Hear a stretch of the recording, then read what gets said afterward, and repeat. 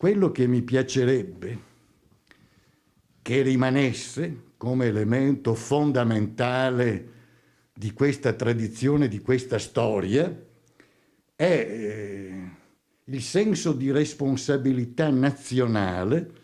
rispetto agli interessi di parte. Se fa parlare ancora di sé a 30 anni dalla morte ufficiale e a 100 anni dalla sua fondazione, allora vuol dire che il Partito Comunista Italiano ha lasciato un'impronta indelebile nella cultura e nella storia politica del nostro paese. A riflettere su ciò che è stato il partito, nato il 21 gennaio 1921 a Livorno, è Elio Armano, storico esponente padovano e ultimo segretario provinciale del PCI. La lezione politica che si deve trarre, senza cadere nel nostalgico, spiega Armano, è la capacità di anteporre il bene del paese agli interessi di parte. Io continuo a pensare che nella politica di oggi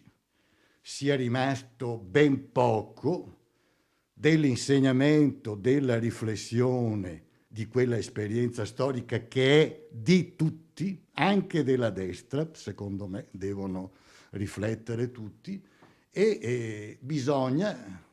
cercare con grande umiltà il bandolo della matassa per capire cosa non serve assolutamente più, ma cosa potrebbe ancora servire,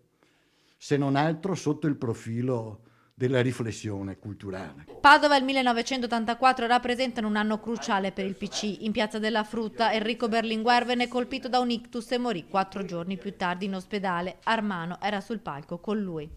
Fu un momento drammatico che in qualche modo segnò, con il senno di poi,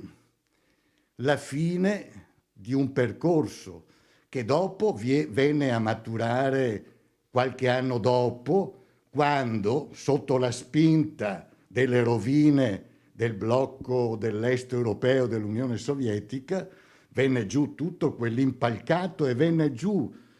praticamente senza danni, si sciolse